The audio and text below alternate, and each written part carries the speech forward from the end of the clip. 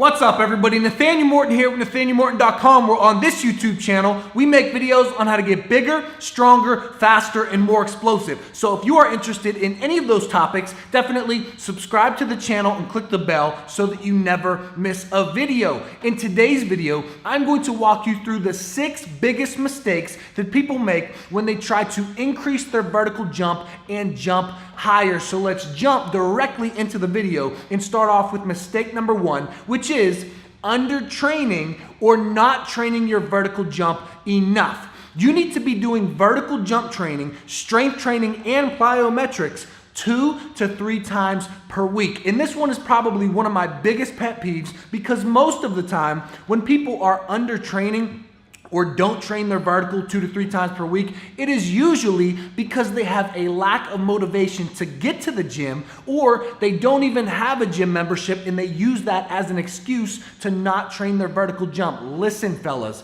either do what is required or don't. There are literally people who watch this channel who train their vertical jump in their mother's basement with a backpack full of rocks. Like, you literally have no excuse as to why you can't train your vertical 2 to 3 times per week. So as I said, either do what is required or don't. Mistake number 2, which is kind of ironic given mistake number 1, is training your vertical jump too much or too often. Mistake number 2 is overtraining. Mistake number 1, people usually have a lack of motivation. This isn't the case with mistake number 2. These people are overly motivated, which is good. However, you cannot go into the gym and do strength training and weight training every single day. Maybe plyometrics and body weight stuff, but you cannot go into the gym and do your squats and your deadlifts and your kettlebell swings back to back days. You cannot do it. 2 to 3 times per week of weight training is all that you need. There's a minimum effective dose that is going to help you jump higher. Anything above that is going to be overtraining. So definitely don't make mistake number 1, but also don't make mistake number 2, where you go in every single day overly motivated to increase your vertical jump by doing strength training every single day.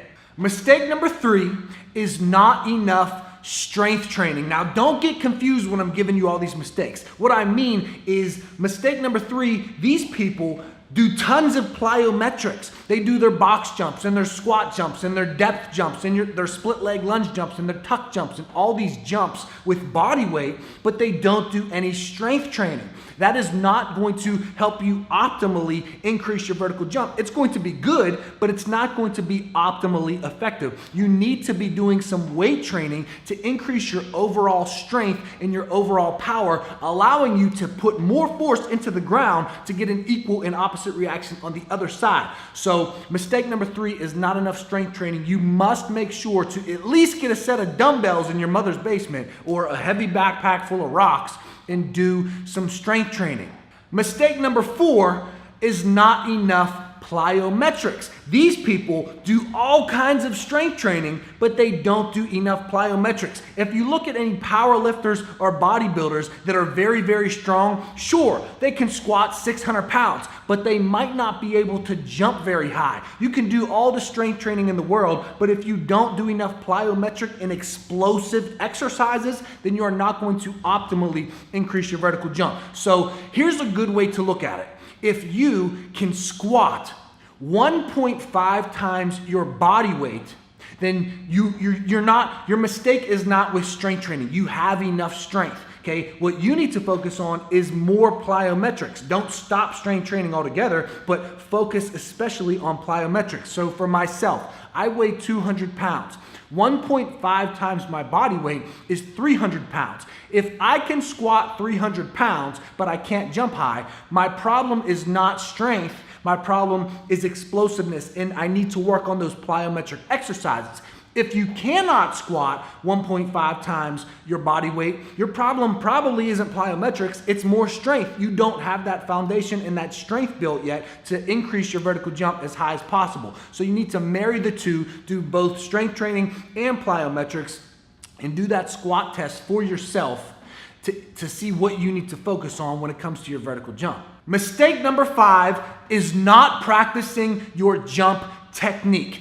Even if you cannot dunk, I want you to go into the basketball court and try dunking. practice jumping and practice dunking and see what kind of jumper you are. Are you a one-leg jumper? Are you a 2-foot jumper? Like, what is your jump technique?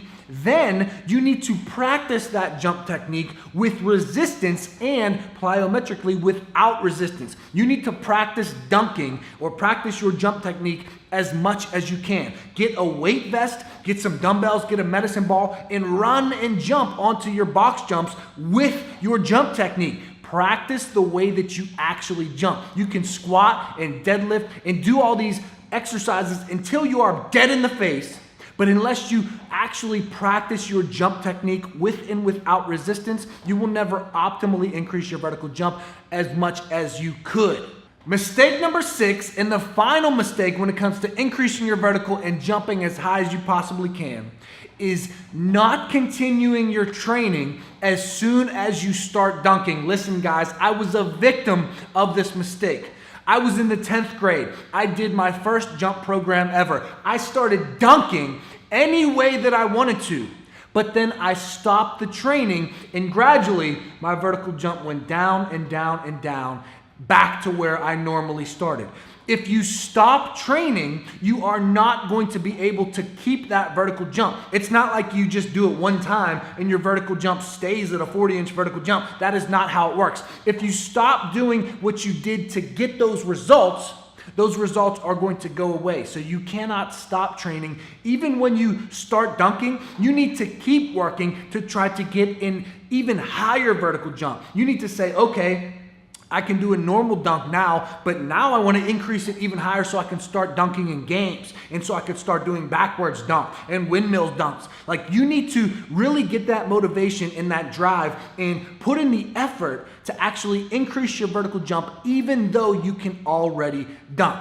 All right, everybody, those have been 6 mistakes that most people make when it comes to trying to increase their vertical and jump higher. If you like this video, go ahead, give me a thumbs up. Share this if you think somebody else can get value from this video. Subscribe to the channel and click the bell if you have not already. And as always, ladies and gentlemen, take action because action is everything. Knowledge is not power. It is only potential power until you take action on what you know. Meaning that you have to take these mistakes, stop doing these mistakes, and start training the right way. Go to the gym, actually put in the work to see the results. I will see you guys next time.